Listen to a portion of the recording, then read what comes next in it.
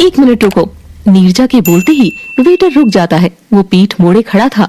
नीरजा उसकी ओर बढ़ रही थी। विकी हैरानी से नीरजा की ओर देख रहा था। क्या हुआ नीरजा, तुम उसे रोक क्यों रही हो? और ये तुम्हारे हाथ पर लगा खून इतना गाढ़ा कैसे है? Shut up Vicky. Hey you, रुको, पलटो मेरी ओर, पलटो। वो अजनबी पलटता कि तभी विकी चाय की चुस्की लेना शुरू करता है। हा, क्या मस्त चाय है आज तो। हे नंदू, क्या मस्त चाय बनाई है तुमने। रोज तो लगता है जैसे नाले के पानी से बनाते हो।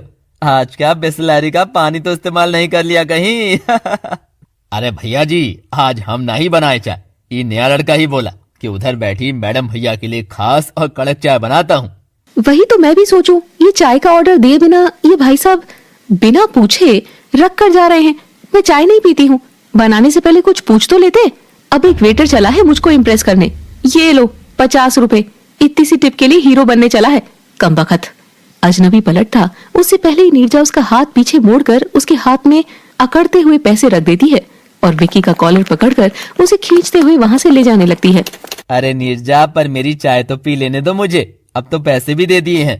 तुम घर आओ मेरे, मैं तुमको चांदी के कप में चाय पिलाऊंगी, वो भी डैड के हाथ से। मंजूर?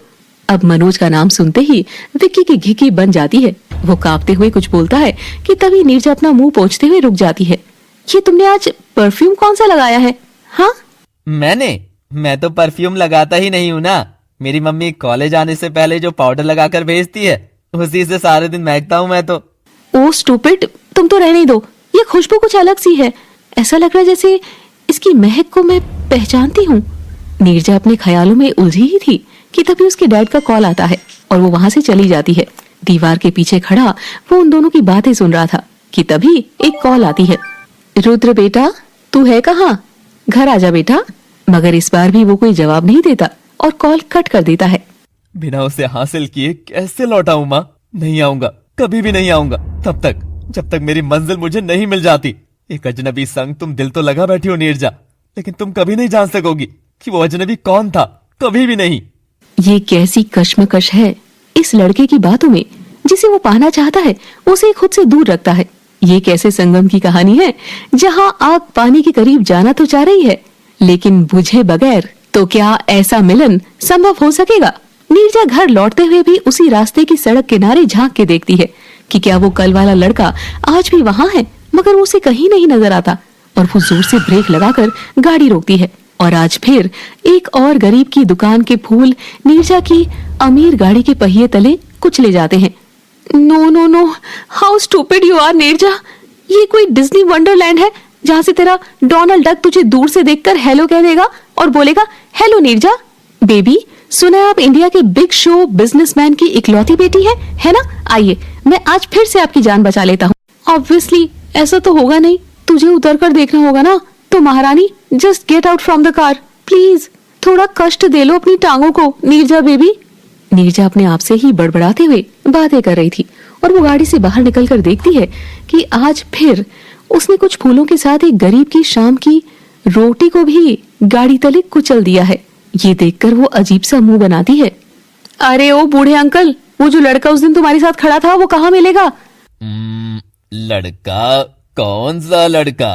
ओ समझा, ही मैडम जरूर गोपाला के बारे में पूछ रही है।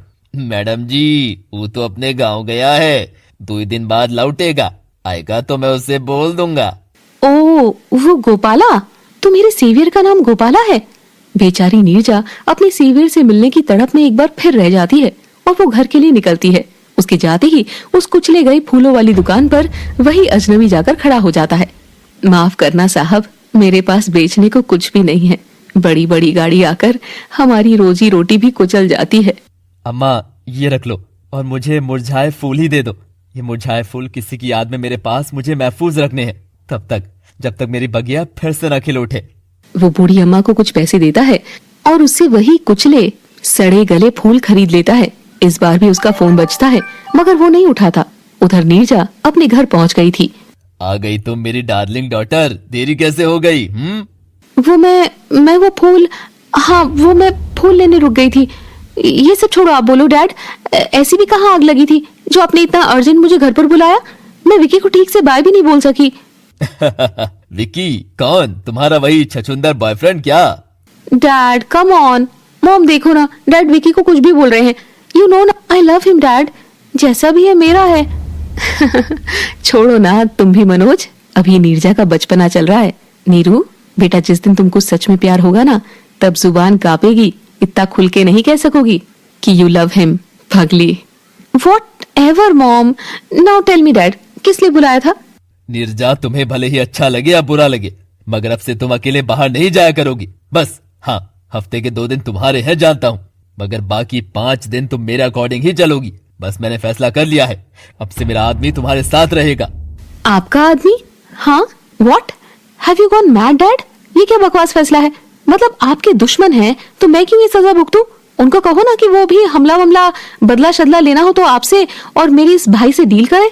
मैं तो कॉलेज जाने वाली एक छोटी सी लड़की हूँ, मुझसे क्या मिलेगा? मॉम, डैड को बोलो ना, मुझे नहीं पसंद है किसी का मेरे साथ रहना। पर मनोज नीरजा की एक जिद नहीं मानता है। नीरजा अपने मोटे मोटे आंसू छलका ही रही थी कि तभी दरवाजे पर घंटी बजती है। लो, लगता है वो आ गया है। जनक जाकर दरवाजा खोलता है तो नीरजा भी चोर निगाहों से दरवाजे पर झांक रही थी। वो देखती है कि दरवाजे पर एक हरफन मौला गबरू सा लड़का खड़ा है। हेलो सर, मैं रुद्र हूँ। शर्मा जी ने मेरे बारे में ही बताया था आपको।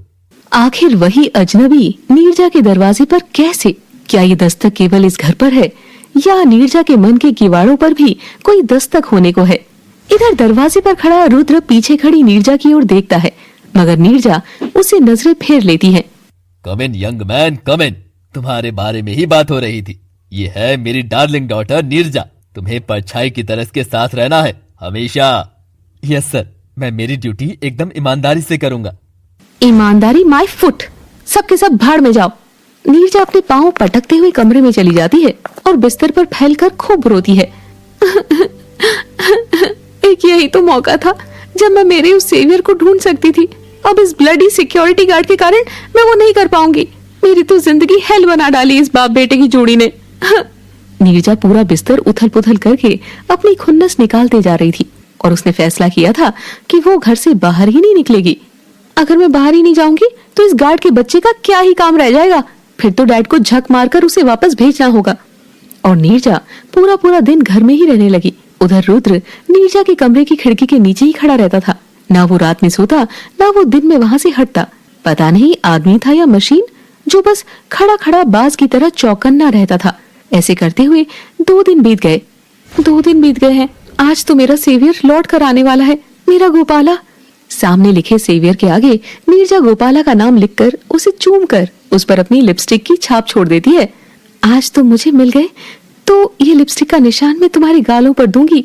मेरे सेवियर, आखिर तुमने मेरी जान बचाई है। नीरजा सिंघल की, ओनली यू डिजर्व दिस। पर मैं बाहर जाऊं कैसे? क्या करूं, क्या करूं? हाँ, विकी को फोन करती हूँ, उसे आने को कहती हूँ। विक्रम नीरजा को फोन लगाती है और उसकी दर्द भरी आवाज आती है।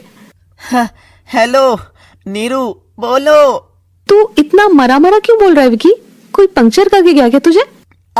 अरे कोई पंचर ही कर जाए, पर कुछ करे तो सही। मेरे में इतनी हवा भर गई है जो अब निकल नहीं रही। जब तू कैंटीन से घर चली गई थी तब मैं वहां से सीधे अस्पताल ही पहुंचा हूँ नीरू। माँ तो कहती थी मत खा, बाहर का मत खा। हाय मेरा पेट। तेरी तो हालत पतली है विकी, आई मीन हालत मोटी है। तू रेस्ट ही कर, टेक केयर। नीरजा का विकी वाला ऑप्शन भी खत्म हो गया था। तब उसका ध्यान रुद्र पर जाता है और वो एक और चालाकी करती है। नीरजा तैयार होकर होठ लाल करके घर से बाहर अकेले जाने लगती है। तभी रुद्र सामने आकर खड़ा हो जाता है। मैडम, आप कहाँ जा रही हैं? जहाँ भी जा रही हैं मुझे आपके साथ ही जाना होगा। ओके फाइन, चलो अब निकालो गाड़ी। रुद्र ड्राइव करने लगता है और नीरजा गाड़ी में बैठ जाती है। वो मन ही मन खुश हो रही थी। अब देखना मैडम बनकर कैसे मैं तुझ पर हुक्म चलाऊंगी। ब्लडी सिक्योरिटी गार्ड, यही तो मेरा प्लान था। अब तुम्हारी आड़ में मैं कहीं भी जा सकती हूँ। और तभी नीरजा रुद्र से कहकर उसे फूलों वाले रास्ते पर आकर रोक देती है। तभी नीरजा देखती है कि आज वो जगह कुछ अलग सी थी। वहाँ कच्ची दुकानों की बजाय मजबूत दुकानें बन गई थी, जिसमें अब वही सब गरीब लोग महंगे फूल बेच रहे थे। रुद्र भी ये देख रहा था। वो ये देखकर हैरान हो जाता है। रोको रोको, यही रोको।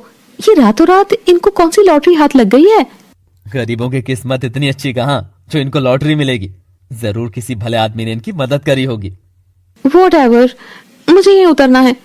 यहाँ क्या है मैडम? आपको अगर फूल चाहिए तो मैं ला देता हूँ। तुम चुपचाप कार में ही नहीं बैठ सकते क्या? तुमको जरा सा अंदाजा भी है कि मैं यहाँ किसके लिए आई हूँ? एक वो इंसान जिसने मुझ पे फिर से सांसें भर दी। ये हवा महसूस कर सकते हो तुम? उस आम सी हवा में अपनी महक घोल दी है उसने। मेरा सेवियर, वो मुझे यही मिलेगा। मेरा गोपाला, तुम बस गाड़ी का ध्यान रखो।